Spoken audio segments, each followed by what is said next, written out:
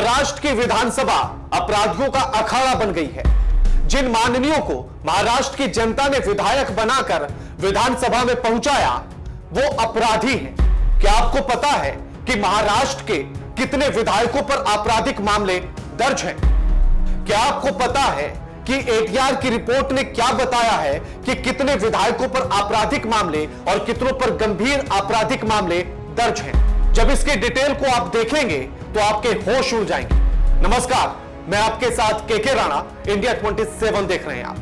महाराष्ट्र की जनता ने जिन माननीयों को विधायक बनाकर महाराष्ट्र की विधानसभा में भेजा है, यह सोचकर कि वो जनता के लिए कुछ काम करेंगे, जनता के हक की आवाज उठाएंगे, कानून व्यवस्था का राज स्थापित करेंगे। लेकिन सोचिए, जब आपको यह पता लगेगा कि उन्हीं माननीयों पर, उन्हीं विधायकों पर पहले से आपराधिक मामले दर्ज हैं, जब आपको यह पता लगेगा कि उन्हीं पर गंभीर आपराधिक मामले दर्ज हैं, जब आपको यह पता लगेगा कि महिलाओं के प्रति अपराध के मामले उन पर दर्ज हैं, जब आपको यह पता लगेगा कि उन्हीं के ऊपर महिलाओं से बलात्कार करने का अपराध का आरोप भी दर्ज है, तो आप क्या इस बात पर यकीन कर पाएंगे कि वही माननीय आपके लिए कानून का राज स्थापित कर पाएंगे? एटीआर की रिपोर्ट ने खुलासा यह भी किया कि 2019 में कितने आपराधिक विधायक विधानसभा के भीतर बैठे थे और 2024 में इनकी संख्या बढ़कर कितनी हो गई है।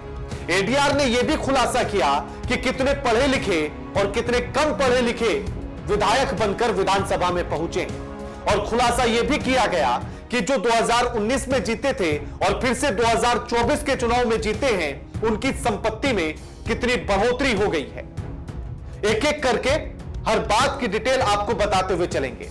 एटीआर की रिपोर्ट जो कहती है, सबसे पहले आपराधिक मामलों पर बात करेंगे और इस पर भी बात करेंगे कि किस पार्टी के कितने विधायक, कितने आपराधिक मामले जिन पर दर्ज हैं और कितनों पर गंभीर आपराधिक मामले दर्ज हैं। सबसे पहले बात करेंगे कि जो फिर से जीत कर आए हैं उनकी संपत्ति में कितना इजाफा हुआ, और बात इस पर भी करेंगे कि पिछले 5 साल में महाराष्ट्र की जनता के पास उसकी आय में कितनी वृद्धि हुई है। यह आप खुद भी अपने आप पर महसूस कर सकते हैं कि पिछले 5 साल में आप कहां थे और 5 साल बाद आज 2024 में आप कहां आकर खड़े हो गए हैं। 2024 में 183 विधायक ऐसे हैं जो फिर से जीत कर आए हैं। 2019 में उन्होंने अपनी संपत्ति का ब्यौरा देते हुए यह बताया था कि उनके पास 27.28 करोड़ की संपत्ति है। लेकिन 2024 में जब वही विधायक हलफनामे में अपनी जानकारी देते हैं और अपनी संपत्ति की, तो वो संपत्ति बढ़कर 56.81 करोड़ हो जाती है। यानी कि 29.5 करोड़ रुपए की संपत्ति उनकी 5 साल में बढ़ जाती है। अब आप बताइए कि महाराष्ट्र की जनता के पास 5 साल में कितनी इनकम बढ़ी है। आप बताइए कि भुखमरी से देश कितना निकलकर बाहर आया। आप बताइए कि महाराष्ट्र में भुखमरी के स्तर में कितना सुधार हुआ या रोजगार के मामले में कितना सुधार देखा गया।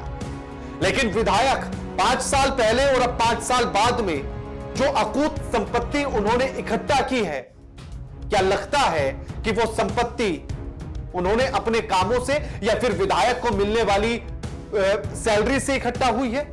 और क्या सैलरी से इतनी संपत्ति इकट्ठा हो सकती है? और उसके बाद भी अगर सरकारें ये कहें कि वो ईमानदार हैं, उनके प्रत्याशी ईमानदार हैं और उनके विधायक ईमानदार हैं, तो जनता को इस पर सोचना चाहिए। अब दूसरे पॉइंट पर बात करते हैं। तमाम बड़े बड़े भाषणों में और राजनीतिक मंचों से यह बात कही गई कि कानून का राज स्थापित कर देंगे, चाहे वो सत्ताधारी दल रहे हो या वो विपक्षी दल रहे हो। सबने इसी बात पर सबसे ज्यादा जोर दिया। लेकिन अब खुद सोचिए कि जब उन्हीं पार्टियों के विधायक विधानसभा में बैठेंगे जिनके ऊपर पहले से आपराधिक मामले दर्ज हैं, तो क्या वो कानून का राज स्थापित कर पाएंगे? और अगर कानून का राज उन्होंने स्थापित करने की कोशिश की तो सबसे पहले तो वही जेल चले जाएंगे। तो आप कैसे उम्मीद करेंगे कि वो विधायक आपके लिए कानून का राज स्थापित करेंगे? अब जरा ये डेटा भी देख लीजिए। 2024 में जो जीत कर आए हैं वो 286 विधायक हैं। उनमें से 187 विधायक यानी कि 65% विधायकों के ऊपर आपराधिक मामले दर्ज हैं, जबकि यह संख्या 2019 में 285 विधायक जीते थे और जिनमें से 176 यानी कि 62% विधायकों के ऊपर आपराधिक मामले दर्ज थे। यानी कि इस बार 65 और पिछली बार 62, यानी कि 3% विधायकों की संख्या बढ़ गई है जिन पर आपराधिक मामले दर्ज हैं। अगर इसमें गंभीर अपराध की बात की जाए तो इस बार 118 विधायक ऐसे हैं, यानी कि 41%, जिन पर गंभीर आपराधिक मामले दर्ज हैं, जबकि 2019 में यह संख्या 113 थी, यानी कि 40%, और इस बार 1% संख्या बढ़ गई है जिन पर आपराधिक मामले दर्ज हैं। अब यहां यह भी समझ लीजिए कि आखिर आपराधिक मामले के अंतर्गत कौन कौन से मामले आते हैं। इसमें हत्या का प्रयास करना, महिलाओं के प्रति अपराध, भ्रष्टाचार, ये मामले हैं जो गंभीर अपराध की श्रेणी में आते हैं। और 118 विधायक महाराष्ट्र के विधानसभा के भीतर ऐसे होंगे जिन पर इन्हीं मामलों में मामले दर्ज हैं। अब आप एक और पॉइंट इसमें देख लीजिए कि 3 एमएलए जिन पर सीधे तौर पर आईपीसी की धारा 302 और 303 के तहत हत्या का आरोप लगा है। अब सोचिए कि जिन विधायकों के ऊपर हत्या का आरोप लगा है वो कानून का राज स्थापित करना चाहेंगे या वो महाराष्ट्र में अमन, चैन और शांति लाने की कोशिश करेंगे। 11 विधायक ऐसे हैं महाराष्ट्र की विधानसभा के भीतर जिन पर हत्या का प्रयास यानी कि धारा 307 के तहत मामला दर्ज है, और एक विधायक ऐसा है जिस पर बलात्कार का मामला दर्ज है धारा 376 के तहत। अब आप ये देखिएगा कि आखिर किसमें कितने प्रतिशत है। समाजवादी पार्टी के 2 विधायक जीते हैं और दोनों पर आपराधिक मामले दर्ज हैं, आपराधिक भी और गंभीर आपराधिक भी। बीजेपी 70% विधायक ऐसे हैं जिन पर आपराधिक मामले दर्ज है और 40% ऐसे हैं जिन पर गंभीर आपराधिक मामले दर्ज है। शिवसेना, यहां बात हो रही है शिंदे गुट की, 67% विधायकों के ऊपर आपराधिक मामले और 47% के ऊपर गंभीर आपराधिक मामले। शिवसेना उद्धव बालासाहेब ठाकरे 65% आपराधिक मामले और 40% गंभीर आपराधिक मामले दर्ज हैं उन विधायकों के ऊपर। एनसीपी शरद पवार 63% विधायकों के ऊपर उनके आपराधिक मामले दर्ज है और 50% के ऊपर जो है गंभीर आपराधिक मामले दर्ज है। कांग्रेस 56% पर आपराधिक मामले हैं और 38% पर गंभीर आपराधिक मामले दर्ज हैं। एनसीपी यानी कि अजित पवार की पार्टी 49% पर आपराधिक मामले और 29% पर गंभीर आपराधिक मामले दर्ज हैं। अब इनमें आप देखिएगा कि जो पूरा मामला है, अगर आप इसको ध्यान से देखेंगे तो बीजेपी के 132 में से 92 विधायकों के ऊपर आपराधिक श्रेणी में मामले दर्ज हैं। शिंदे के 57 में से 38 पर आपराधिक मामले दर्ज हैं। शिवसेना उद्धव गुट के ऊपर जो है 20 में से 13 यानी कि 65% पर आपराधिक मामले दर्ज हैं। एनसीपी अजित पवार के पास 41 है विधायकों की संख्या और जिनमें से 20 यानी कि 49% पर आपराधिक मामले दर्ज हैं। एनसीपी शरद पवार 8 विधायक उनके जीत कर आए, 5 यानी कि 63% पर आपराधिक मामले दर्ज हैं। कांग्रेस 16 जीत कर आए, 9 पर आपराधिक मामले दर्ज है यानी कि 56% पर। और गंभीर आपराधिक मामलों की भी संख्या सुन लीजिए। बीजेपी के 53 ऐसे विधायक हैं यानी कि 40% विधायक ऐसे हैं जिन पर गंभीर आपराधिक मामले दर्ज हैं।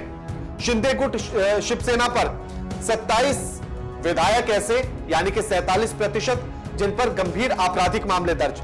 उद्धव ठाकरे 8 विधायक यानी कि 40% के ऊपर गंभीर आपराधिक मामले। एनसीपी अजित पवार 12 यानी कि 29%, 12 विधायकों के ऊपर गंभीर आपराधिक मामले। समाजवादी पार्टी दोनों के ऊपर गंभीर आपराधिक मामले।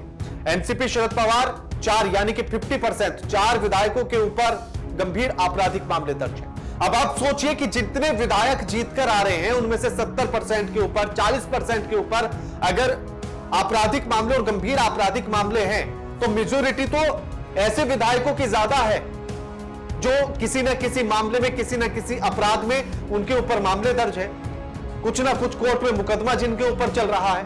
तो आपको लगता है क्या कि वो लोग आपके लिए एक अच्छी व्यवस्था तैयार करेंगे?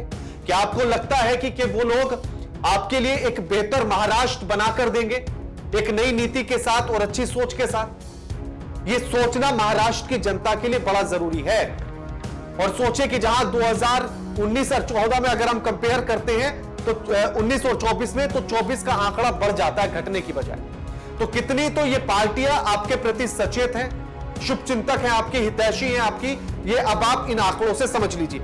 अब करोड़पति का आंकड़ा आप देख लीजिए, 277 विधायक, यानी कि जहां 286 टोटल है उनमें से 277 विधायक करोड़पति है, यानी कि 97% विधायक करोड़पति है।